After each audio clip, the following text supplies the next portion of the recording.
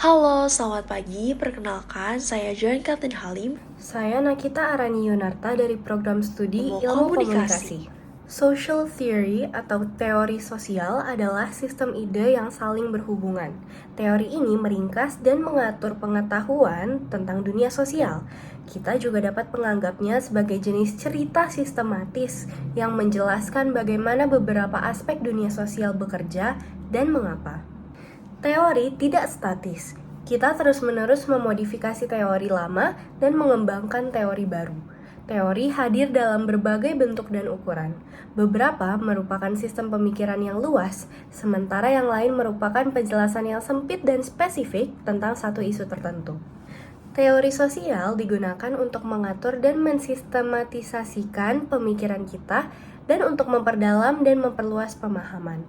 Karena teori mengatur pengetahuan, teori juga menjadi cara untuk berkomunikasi secara efektif satu sama lain. Saya akan menjelaskan tentang prinsip teori yang baik dalam ilmu sosial. Seringkali teori ilmu sosial terasa lebih rumit dibanding teori yang biasa kita gunakan dalam kehidupan sehari-hari. Tetapi sebenarnya ada cara untuk menilai apakah sebuah teori itu baik atau tidak. Yang pertama, teori yang sederhana itu lebih baik. Ketika kita punya dua teori yang sama-sama bisa menjelaskan suatu hal, teori yang lebih sederhana biasanya lebih baik. Mengapa? Karena teori yang terlalu rumit bisa membuat kita sulit dalam memahami dan menggunakannya. Inilah yang disebut dengan prinsip parsimoni, yaitu kesederhanaan lebih baik. Yang kedua, hindari teori yang terlalu rumit. Teori yang baik tidak memiliki elemen yang berlebihan. Jika ada teori yang bisa menjelaskan sesuatu dengan cara yang lebih singkat dan jelas, maka teori tersebut lebih efektif. Misalnya, kalau kita bisa menjelaskan kenapa orang membeli suatu produk hanya dengan satu atau dua faktor utama, kenapa harus membuat teori dengan 5 atau 6 faktor yang rumit? Yang ketiga, teori yang efektif adalah teori yang sederhana dan bisa menjelaskan banyak hal. Teori yang baik bukan hanya sederhana, tetapi juga bisa menjelaskan banyak hal tanpa perlu terlalu kompleks. Bayangkan seperti peta jalan. Peta yang baik itu mudah dibaca, tetapi tetap bisa membantu kita sampai ke tujuan. Kalau terlalu banyak detail yang tidak perlu, hanya membingungkan saja. Kesimpulannya, teori yang baik adalah teori yang sederhana, tidak berlebihan, dan tetap bisa menjelaskan fenomena sosial dengan jelas. Prinsip parsimoni sangat penting dalam ilmu sosial agar teori bisa lebih mudah dipahami dan digunakan. Apa bedanya teori sosial dan ideologi? Ideologi adalah teori semu non-ilmiah yang seringkali didasarkan pada nilai-nilai politik atau keyakinan dengan asumsi, konsep, hubungan antar konsep, dan penjelasan. Ideologi merupakan sistem tertutup yang menolak perubahan, tidak dapat langsung dipalsukan dengan data empiris, dan membuat klaim normatif. Sedangkan teori sosial adalah sistem ide terbuka yang terus berkembang, mengakui ketidakpastian, dan bersedia diuji dengan data empiris. Nah, ideologi biasanya merupakan sistem keyakinan yang tertutup, bersifat normatif dan cenderung mempertahankan kebenaran absolut tanpa mengakomodasi bukti yang bertentangan. Dalam penelitian sosial, konsep bisa bersifat konkret atau abstrak. Konsep konkret seperti tinggi badan mudah diukur dengan angka. Sementara itu, konsep abstrak seperti keadilan sosial lebih sulit diukur karena maknanya bisa berbeda bagi setiap orang. Meskipun begitu, konsep abstrak sangat penting karena membantu kita memahami fenomena sosial yang lebih luas. Misalnya, konsep kepercayaan dapat digunakan dalam berbagai bidang, seperti politik atau bisnis. Dengan memahami tingkat abstraksi konsep, kita bisa membangun teori yang lebih relevan dan mudah diterapkan dalam kehidupan nyata. Konsep diklasifikasikan menjadi dua, yaitu konsep sederhana dan konsep kompleks. Konsep sederhana memiliki satu dimensi dan bervariasi sepanjang satu kontinum. Yang kedua, konsep kompleks memiliki beberapa dimensi atau subbagian. Kita dapat memecah konsep kompleks menjadi beberapa konsep sederhana yang masing-masing menangani satu dimensi. Secara umum, konsep yang lebih kompleks cenderung lebih abstrak, sedangkan konsep sederhana lebih konkret, meskipun tidak selalu demikian. Teori dan penelitian saling berkaitan dalam proses ilmiah. Teori membantu peneliti menyusun pertanyaan penelitian dengan menentukan apa yang perlu diteliti. Dari teori, peneliti dapat merumuskan hipotesis, yaitu pernyataan yang bisa diuji dengan data nyata. Setelah penelitian dilakukan, teori juga berperan dalam mengorganisir dan menjelaskan temuan, sehingga hasil penelitian tidak hanya berupa data, tetapi juga memberikan pemahaman yang lebih luas tentang fenomena sosial. Dengan kata lain, teori menjadi panduan dalam penelitian, sementara penelitian membantu menguji dan mengembangkan teori. Teori memiliki 5 aspek. Yang pertama adalah arah teori yang dapat berbentuk deduktif atau induktif. Yang kedua ada tingkat analisis dari mikro, makro, ke meso. Yang ketiga ada fokus teoritis dibagi menjadi 2, yaitu teori substansif atau formal. Yang keempat ada bentuk penjelasan, kausal, struktural, atau interpretatif.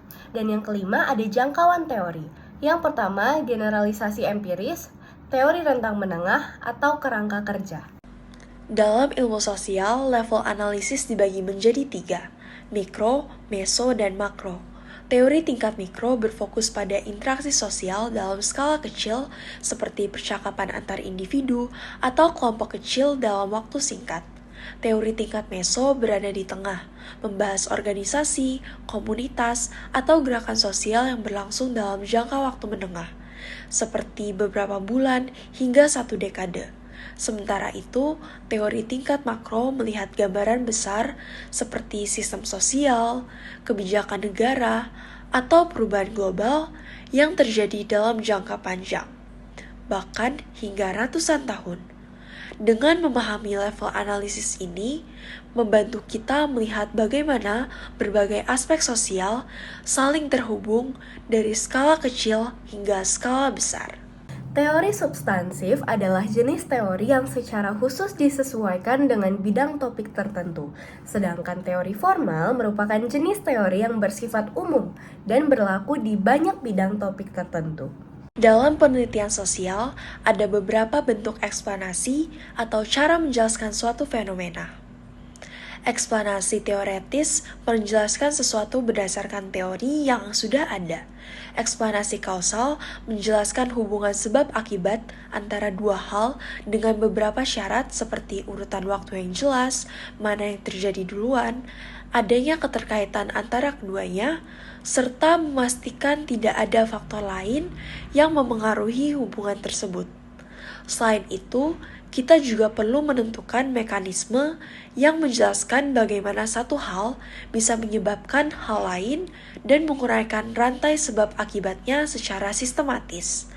Dengan memahami berbagai bentuk eksplanasi ini, kita bisa menjelaskan fenomena sosial dengan lebih akurat dan mendalam.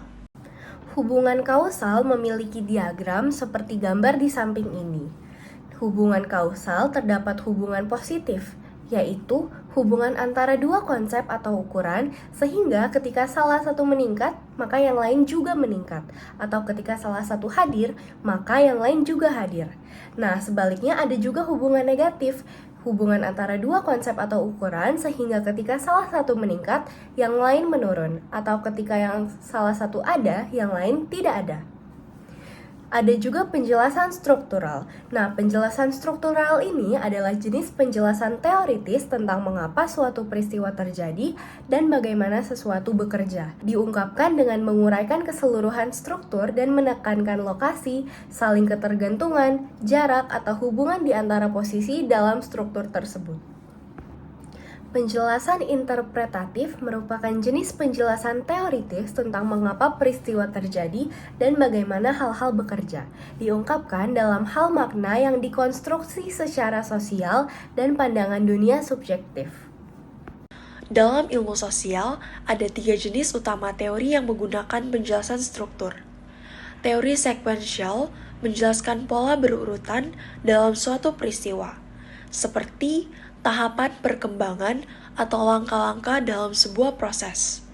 Teori jaringan fokus pada hubungan dan koneksi dalam suatu sistem. Misalnya, bagaimana individu atau kelompok saling terhubung dalam suatu komunitas. Teori fungsional melihat bagaimana setiap bagian dalam suatu sistem bekerja bersama untuk menjaga keseimbangan, seperti peran masing-masing institusi dalam menjaga stabilitas masyarakat. Ketiga teori ini membantu kita memahami bagaimana berbagai elemen dalam struktur sosial saling berhubungan dan berpengaruh satu sama lain. Dalam ilmu sosial, ada 3 tingkatan dalam proses teoretisasi. Teori jarak menengah berada di antara teori umum dan temuan empiris, dengan cakupan terbatas tetapi dapat diuji secara nyata dalam kehidupan sehari-hari. Kerangka teoritis lebih luas dan abstrak, berisi asumsi serta konsep yang menjadi dasar bagi teori sosial. Sementara itu, generalisasi empiris adalah pernyataan sederhana yang menggambarkan pola atau keteraturan berdasarkan data yang dapat diamati. Ketiga tingkatan ini membantu kita dalam mengembangkan teori yang tidak hanya logis, tetapi juga relevan dengan kenyataan sosial yang bisa diuji dan dibuktikan. Dalam major theoretical frameworks terdapat structural functionalism atau struktural fungsionalisme, di mana konsep mayornya adalah sistem keseimbangan, disfungsi, dan pembagian kerja. Asumsinya adalah masyarakat adalah sistem bagian-bagian yang saling bergantung yang berada dalam keseimbangan atau kesinambungan. Seiring waktu, masyarakat telah berevolusi dari tipe sederhana menjadi kompleks yang memiliki bagian-bagian yang sangat terspesialisasi. Bagian-bagian masyarakat memenuhi kebutuhan atau fungsi sistem sosial yang berbeda. Konsensus dasar tentang nilai-nilai atau sistem nilai menyatukan masyarakat. Ada juga exchange theory yang konsep mayornya adalah peluang, hadiah, persetujuan, saldo, dan kredit. Nah, asumsinya adalah interaksi manusia itu mirip dengan transaksi ekonomi. Orang-orang yang memberi dan menerima sumber daya, contohnya simbolis, persetujuan sosial atau materi, dan mencoba memaksimalkan imbalan mereka sambil menghindari rasa sakit, biaya, dan rasa malu. Hubungan pertukaran cenderung seimbang. Jika mereka tidak seimbang, orang yang memiliki kredit dapat mendominasi orang lain. Selanjutnya, interaksionisme simbolik berfokus pada bagaimana manusia berinteraksi menggunakan simbol seperti bahasa dan gesture, serta bagaimana mereka membentuk persepsi tentang diri sendiri dan orang lain berdasarkan interaksi sosial. Konsep utamanya meliputi diri, kelompok acuan, permainan peran, dan persepsi. Sementara itu, teori konflik melihat masyarakat sebagai arena pertarungan kepentingan, di mana kelompok yang berkuasa berusaha mempertahankan kekuasaannya, seringkali dengan eksploitasi atau bahkan paksaan. Konsep utamanya mencakup kekuasaan, eksploitasi, perjuangan, ketidaksetaraan, dan keterasingan. Kedua teori ini membantu kita memahami bagaimana hubungan sosial terbentuk, baik melalui interaksi simbolik maupun melalui konflik kepentingan yang terus terjadi dalam masyarakat. Tahu gak sih, di dalam teori sosial itu ada 4 bagian dan 5 aspek loh. Dimulai dari 4 bagiannya dulu ya. Dalam teori sosial ada 4 bagian utama yang saling berkaitan. Yang pertama, asumsi. Asumsi adalah dasar pemikiran atau anggapan yang digunakan dalam sebuah teori. Kemudian, konsep merupakan elemen penting dalam teori yang bisa bersifat konkret atau abstrak, sederhana atau kompleks, serta memiliki cakupan yang sempit ataupun luas. Hubungan dalam teori menggambarkan bagaimana konsep-konsep tersebut saling terhubung, yang biasanya dinyatakan dalam bentuk proposisi atau hipotesis. Terakhir, unit analisis menentukan apa yang menjadi fokus dalam penelitian, seperti individu, kelompok, atau institusi. Keempat bagian ini membantu membentuk teori sosial yang sistematis dan dapat digunakan untuk memahami berbagai fenomena dalam masyarakat. Seperti yang telah dijelaskan sebelumnya, teori sosial memiliki 5 aspek yaitu arah teori, tingkat analisis, fokus teori, bentuk penjelasan, dan jangkauan teori.